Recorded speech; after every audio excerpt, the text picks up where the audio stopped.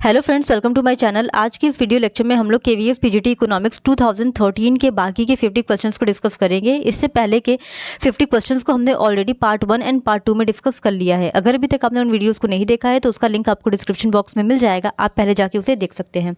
तो बिना देर किए चलिए वीडियो लेक्चर स्टार्ट करते हैं। तो जो क्वेश्चन नंबर 51 है, as per the 2011 census report the state oblique union territory with the highest literacy rate of 93.91% is. 2011 के सेंसस रिपोर्ट के अकॉर्डिंग सबसे ज़्यादा लिटरेसी रेट कौन से स्टेट या यूनियन टेरिटरी में था, जो कि 93.91% था। तो option A Lakshadweep, option B Kerala, option C Goa, option D Uttar Pradesh. तो इसका सही जवाब होगा ऑप्शन बी केरला, क्योंकि भारत में सबसे ज़्यादा लिटरेसी रेट 93.91% केरला में था। लेकिन यूटीज़ के केस में सबसे ज़्यादा लिटरेसी रेट लक्षद्वीप में था। तो अगर यूटीज़ का पूछेगा तो लक्षद्वीप आंसर होगा, लेकिन अगर ओवरऑल या सिर्फ स्टेट की बात करेगा तो केरला हमारा आंसर होगा। तो यहाँ पे ओवरऑल पूछा है, तो इसका सही जवाब है ऑप्शन बी केरला। फिर question number 52, the apex bank Reserve Bank of India was nationalised in the year. तो आरबीआई कब नेशनलाइज्ड हुआ था? Option A 1945, option B 1930, option C 1949, option D 1950। तो हम सबको पता है कि आरबीआई 1949 में नेशनलाइज हुआ था, जबकि इस्टेब्लिश कब हुआ था? तो आरबीआई इस्टेब्लिश हुआ था 1935 में। कौन से कमीशन के रिकमेंडेशन पे? तो हिल्टन यंग कमीशन या रॉयल कमीशन के रिकमेंडेशन पे 1935 में आरबीआई इस्टेब्लिश हुआ था, वो भी आरबीआई एक्ट 1934 के तहत। तो ये थे क्वेश्चन नंबर 52 का सारा रिलेटेड पॉइंट्स।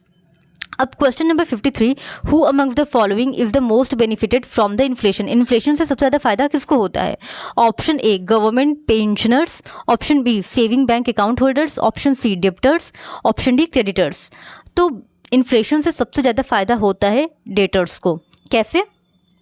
तो मान लेते हैं हमने कोई पर्सन बी है, उसको 1000 रुपये 2023 में दिए हैं और 2023 में हम इन 1000 रुपयों से 10 गुड्स को परचेस कर सकते हैं।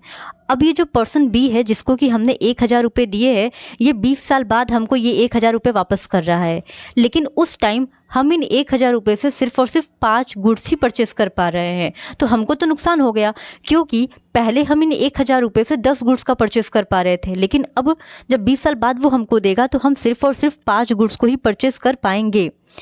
तो इससे हमको नुकसान हुआ है, लेकिन जिसने लिया था यानी डेब्टर्स, उसको क्या हुआ है? उसको फ़ायदा हुआ है। तो इन्फ्लेशन से डेटर्स को फ़ायदा होता है और जो पैसा देता है उधार, उसको नुकसान होता है। अब next question, question number 54, Indian rupees has got its symbol as rupees, this symbol has been designed by. तो यहाँ पे पूछा है कि जो रुपीज़ का सिंबल होता है ऐसा, वो किसने डिज़ाइन किया था? Option A Hitesh, option B Sibin K, option C Rakesh Kumar, option D Uday Kumar. तो इसका सही जवाब है ऑप्शन डी उदय कुमार ने ही रुपीज़ के ये जो सिंबल हम यूज़ करते हैं उसको डिज़ाइन किया था। फिर इसके बाद question number 55, inflation in India is measured on which of the following indexes या इंडिकेटर्स। यानी इन्फ्लेशन को इंडिया में कौन से इंडिकेटर से मेजर करते हैं? Option A cost of living index, option B consumer price index, option C wholesale price index और option D gross domestic product. तो इसका सही जवाब होगा option B consumer price index. ठीक है, तो कंज्यूमर प्राइस इंडेक्स से ही इंडिया में इन्फ्लेशन को मेजर किया जाता है। Next question, question number 56, who amongst the following is associated with the theory of laissez faire. यानी लेजर्स फेयर की थ्योरी से कौन एसोसिएटेड है? Option A Malthus, option B Marshall, option C Adam Smith, option D Keynes. तो laissez faire जो theory है, इस थ्योरी से रिलेटेड थे एडम स्मिथ, यानी कि ऑप्शन सी इज करेक्ट।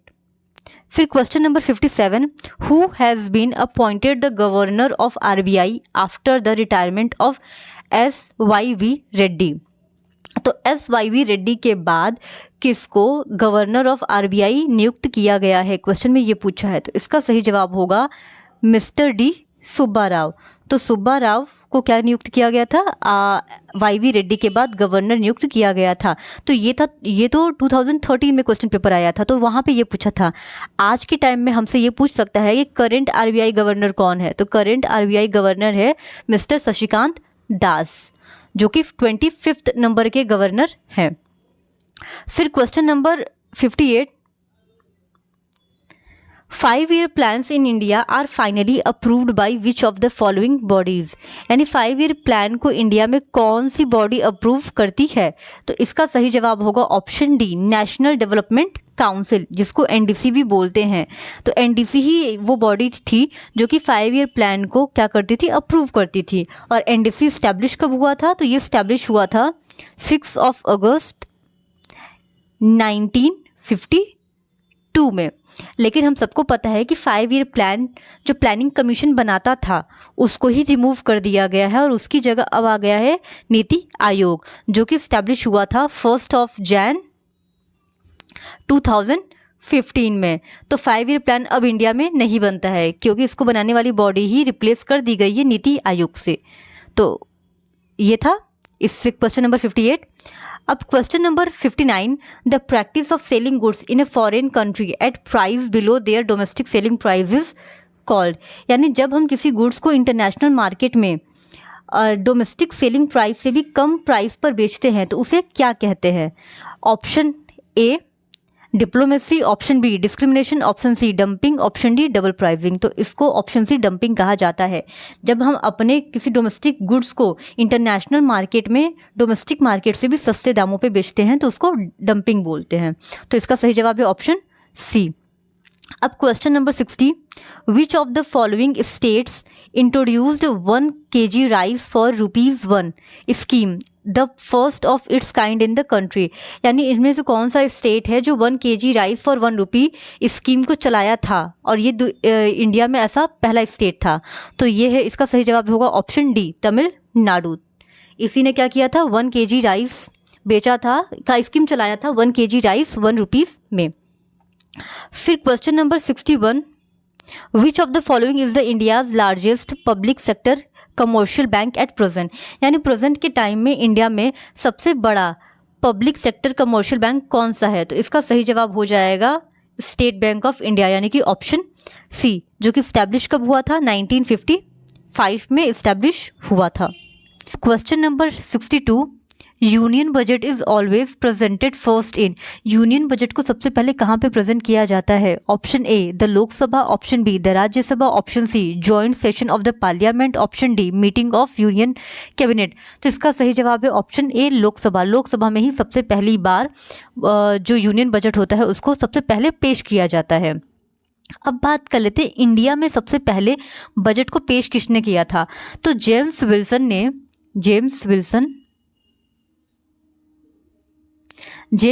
ने 7 अप्रैल 1860 में सबसे पहली बार इंडिया में बजट को पेश किया था। लेकिन आफ्टर इंडिपेंडेंस सबसे पहली बार किसने बजट को पेश किया था? तो आफ्टर इंडिपेंडेंस सबसे पहली बार बजट को सानमुखम चट्टी ने पेश किया था। तो ये 2 क्वेश्चंस भी एग्जाम के पॉइंट ऑफ व्यू से इंपॉर्टेंट है, जिसको हमने भी डिस्कस किया है। अब question number 63, the price at which the government purchases food grains for maintaining the public distribution is known as। Public distribution को मेंटेन करने के लिए गवर्नमेंट जिस प्राइस पर फूड ग्रेन्स को खरीदती है उसे क्या कहते हैं? Option A selling prices, option B procurement prices, option C issue prices, option D minimum prices. तो इसका सही जवाब होगा ऑप्शन बी प्रोक्योरमेंट प्राइजेस। यानी कि पब्लिक डिस्ट्रीब्यूशन को मेंटेन करने के लिए गवर्नमेंट जिस प्राइस पर फूड ग्रेन्स खरीदती है उसको प्रोक्योरमेंट प्राइस कहते हैं।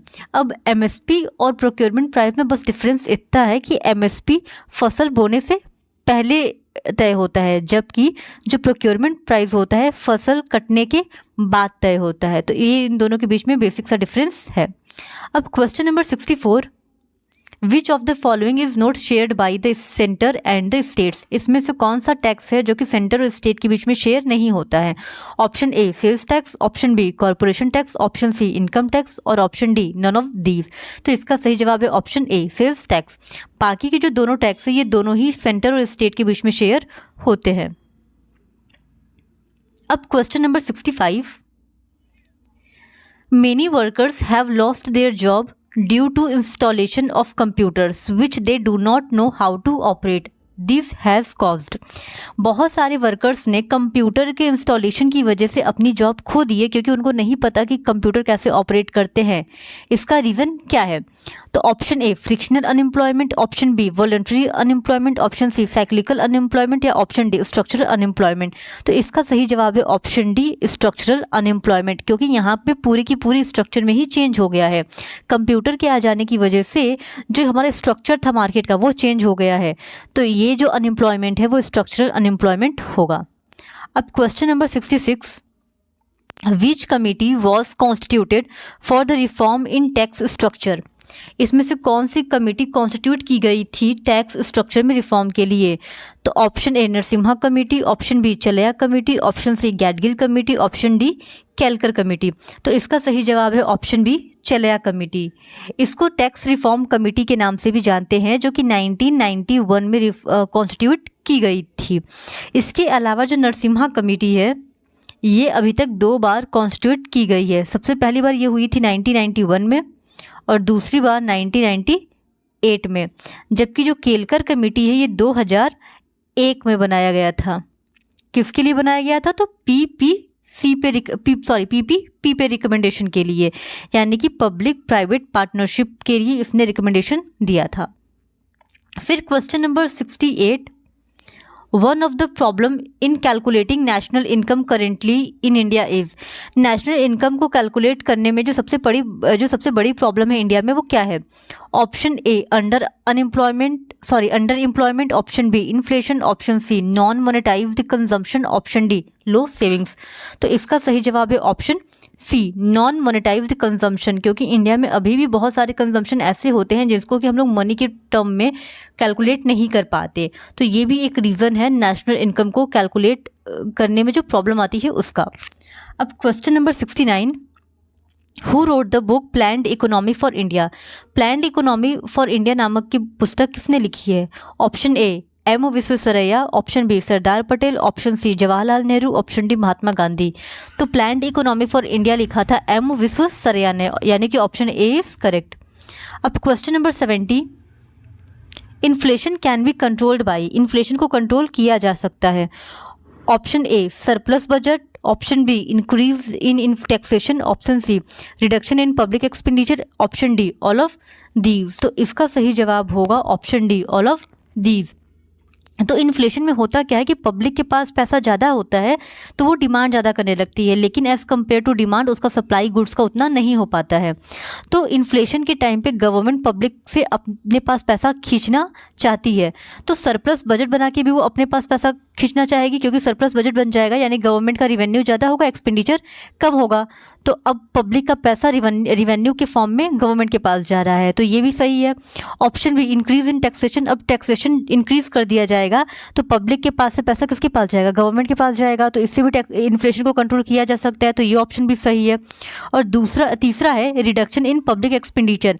तो जो पब्लिक एक्सपेंडिचर है यानी कि जहाँ पे गवर्नमेंट खर्चा कर रही थी, गवर्नमेंट अब उसको बंद कर देती है, यानी गवर्नमेंट खर्चा नहीं करेगी तो अब उन जगहों पे पब्लिक को खर्चा करना पड़ जाएगा।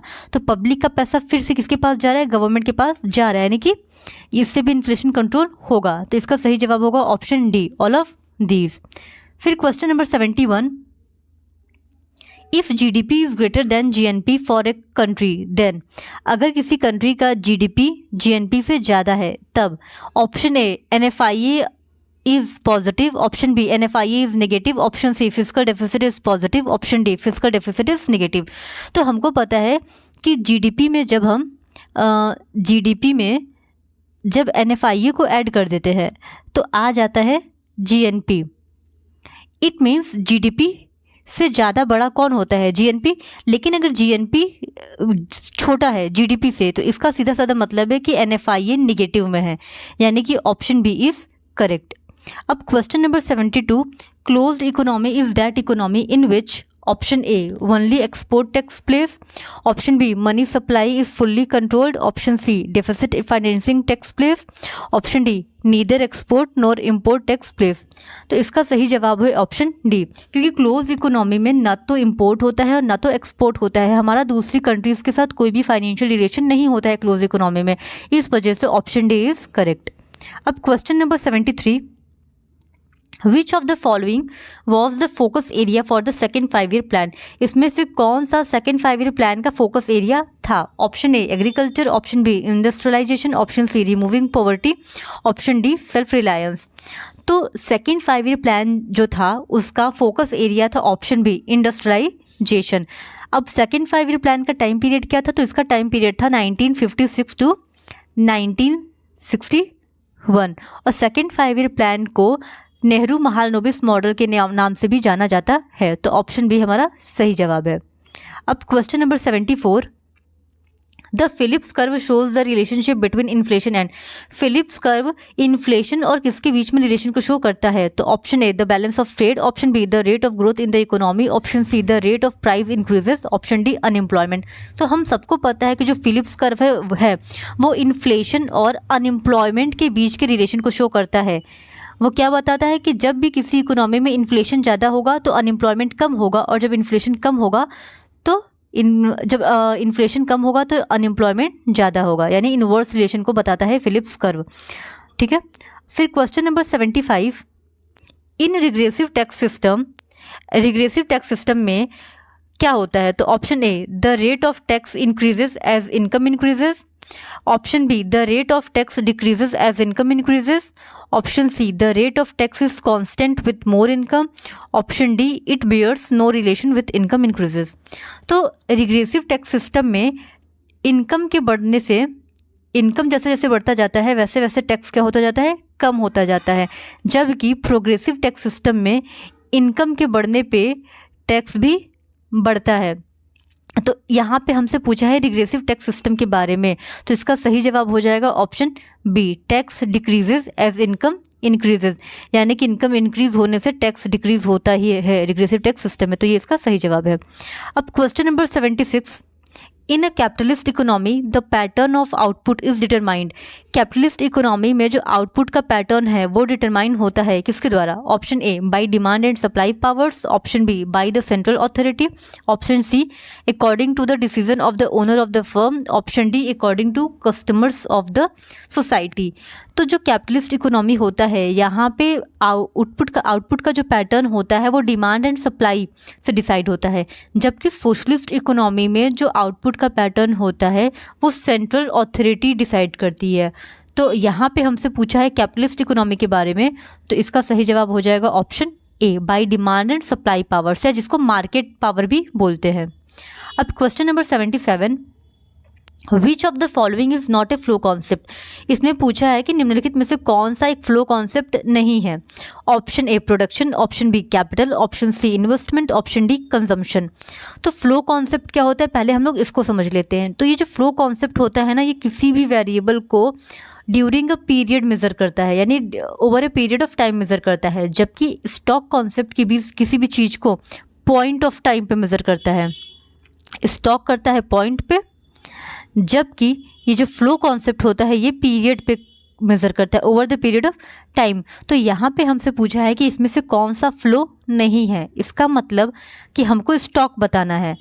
तो प्रोडक्शन, इन्वेस्टमेंट और कंजम्पशन ये तीनों ही वेरिएबल जो होते हैं ये over the period of time calculate होते हैं, यानी ये स्टॉक कॉन्सेप्ट यानी कि ये फ्लो कॉन्सेप्ट है। जबकि जो कैपिटल होता है ये एक पॉइंट ऑफ टाइम पे मेज़र होता है, यानी कैपिटल हमारा एक स्टॉक कॉन्सेप्ट है, इसी वजह से ये फ्लो नहीं है। और क्वेश्चन में हमसे यही पूछा है कि कौन सा इसमें फ्लो नहीं है, तो ऑप्शन बी इज करेक्ट। अब question number 78, which plan recommended zero based budgeting as a step to control public expenditure.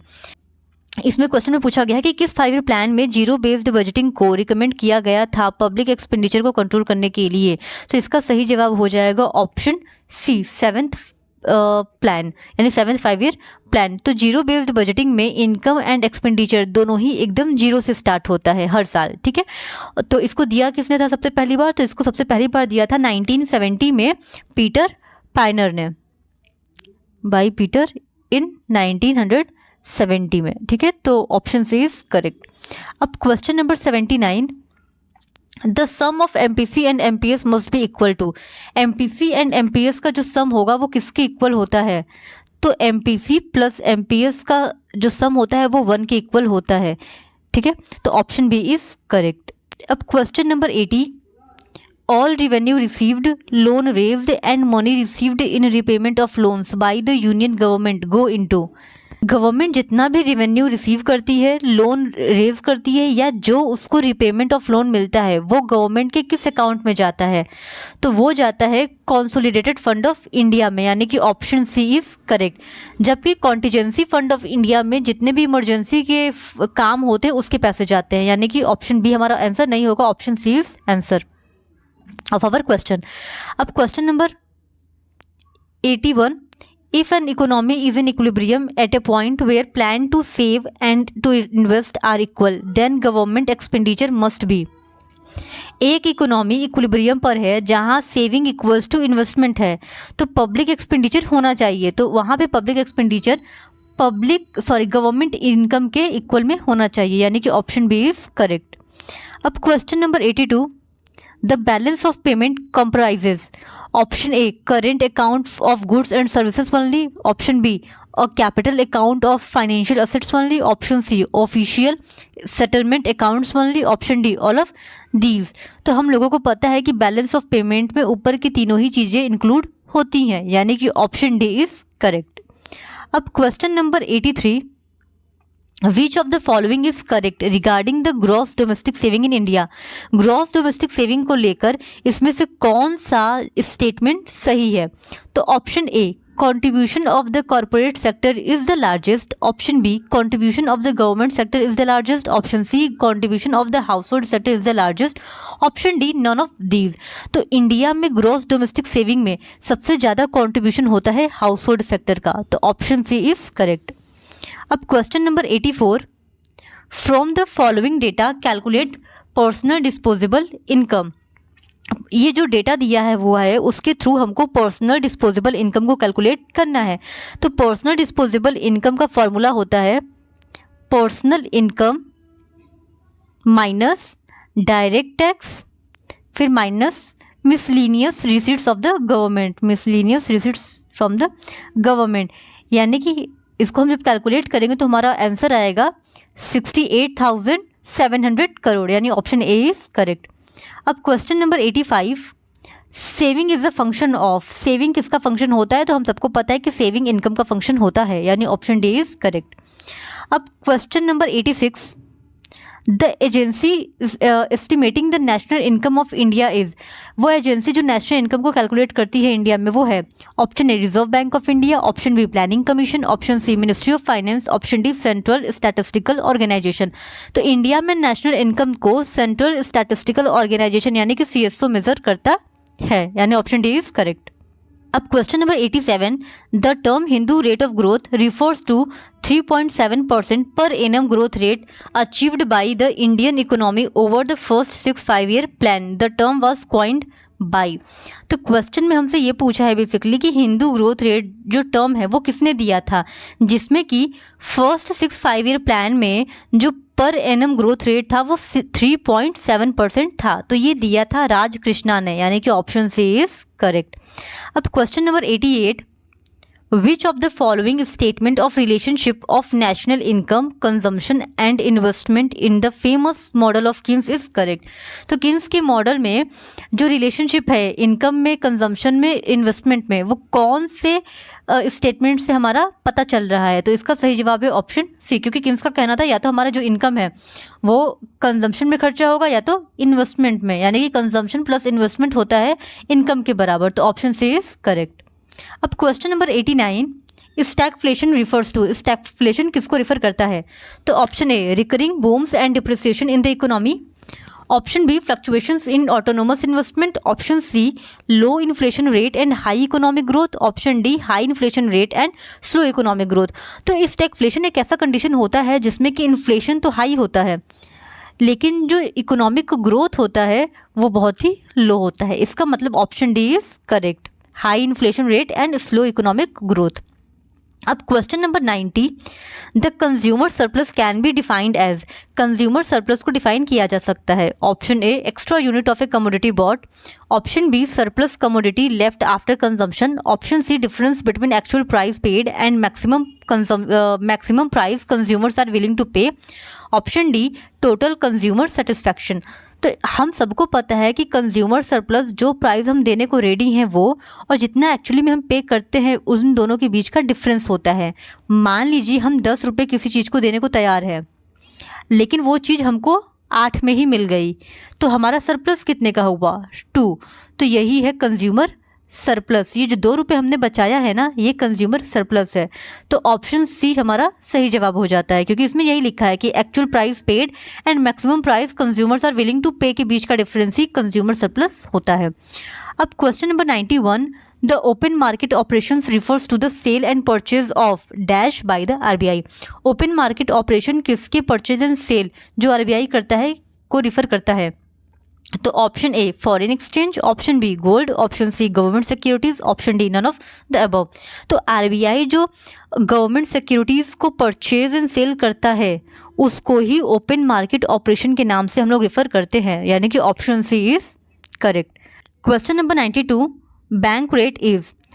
Bank rate होता है option A the rate at which commercial bank lend, option B the rate at which commercial banks accept deposits, option C the rate at which central bank lends credit to the commercial bank, option D none of the above. तो bank rate वो rate होता है जिसपे कि central bank commercial bank को long term के लिए पैसा उधार देता है, जबकि रेपो रेट वो रेट होता है जिसपे कि सेंट्रल बैंक कमर्शियल बैंक को शॉर्ट टर्म के लिए पैसा उधार देता है। तो दोनों में ही सेंट्रल बैंक कमर्शियल बैंक को पैसा देता है, लेकिन बैंक रेट में लॉन्ग टर्म के लिए देता है और इसमें कुछ भी रखना नहीं पड़ता है कमर्शियल बैंक को सेंट्रल बैंक के पास। लेकिन जो रेपो रेट होता है वो शॉर्ट टर्म के लिए सेंट्रल बैंक कमर्शियल बैंक को पैसा देता है और इसमें कमर्शियल बैंक कुछ न कुछ आरबीआई के पास रखता है। फिर question number 93, which of the following is not an indirect tax. इसमें से कौन सा इनडायरेक्ट टैक्स नहीं है? तो स्टेट ड्यूटी इनडायरेक्ट टैक्स नहीं है, क्योंकि ये एक डायरेक्ट टैक्स है, बल्कि sales tax, excise duty and custom duty ये तीनों ही इनडायरेक्ट टैक्स होते हैं। फिर question number 94, physical deficit is. Physical deficit होता है option A budget expenditure minus budget receipts excluding borrowings, option B equal to primary deficit, option C capital expenditure minus capital receipts, option D revenue expenditure minus revenue receipts. तो physical deficit budget expenditure में से जब हम budget receipts को minus कर देते हैं, वो भी बोरोविंग को एक्सक्लूड करके, तो निकलता है, यानी कि ऑप्शन ए इज करेक्ट। अब question number 95, human capital means. Human capital का क्या मतलब होता है? तो option A the population of the country, option B material capital possessed by the population, option C skill capacity and ability possessed by the population, option D none of the above. तो human capital refer करता है skilled population को, यानी ऐसी population जो जिसके पास ability भी हो और स्किल भी हो, तो उसको बोलते हैं ह्यूमन कैपिटल। तो ऑप्शन सी इज करेक्ट। अब question number 96, which state has maximum number of people living below poverty line. इसमें से कौन सा स्टेट है जिसमें कि सबसे ज़्यादा लोग रहते हैं बिलो पॉवर्टी लाइन से? Option A Bihar, option B UP, option C MP, option D Maharashtra. तो बिहार एक ऐसा स्टेट है जहाँ पे कि सबसे ज़्यादा लोग बिलो पॉवर्टी लाइन रहते हैं।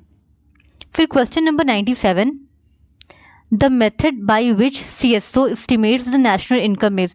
वो कौन सा मेथड है जिसके through national income CSO measure करता है? तो option A production method, option B income method, option C expenditure method और ऑप्शन डी एक कॉम्बिनेशन ऑफ ऑल ऑफ 3। तो जो CSO मेथड कैलकुलेट करता है जिस मेथड से नेशनल इनकम को, वो तीनों ही मेथड का क्या होता है? कॉम्बिनेशन होता है, यानी कि ऑप्शन डी हमारा सही जवाब है। फिर question number 98, high powered money is. High powered money क्या होता है? Option A currency with public plus cash reserves of bank, option B currency with public plus demand deposits, option C time deposits plus demand deposits, option D none of the above. तो हम सबको पता है कि high powered money currency with public और cash reserves of bank का sum होता है, यानी कि ऑप्शन ए इज करेक्ट। फिर question number 99, Fisher's method for calculating of price index number is given by the formula. इसमें फिशर का price index calculate करने का फॉर्मूला कौन सा है ये पूछा है, तो ऑप्शन सी इज करेक्ट। फिर question number 100, on 14th September 2012 government of India allowed FDI in multi brand retail up to dash and in single brand retail up to dash. तो क्वेश्चन में पूछा है कि एफडीआई से multi brand में कितना invest हो सकता है एंड सिंगल ब्रांड में कितने तक का एफडीआई आ सकता है। तो इसका सही जवाब है ऑप्शन ए, मल्टी ब्रांड में 51% तक और सिंगल ब्रांड में 100% तक एफडीआई यानी फॉरेन डायरेक्ट इन्वेस्टमेंट हो सकता है। तो इसी के साथ केवीएस पीजीटी इकोनॉमिक्स 2013 के 100 क्वेश्चंस होते हैं कंप्लीट। आगे भी अगर आप इसी तरह प्रीवियस ईयर क्वेश्चंस पेपर को देखना चाहते हैं तो उसके लिए please do subscribe to our channel and like this video. Thank you very much.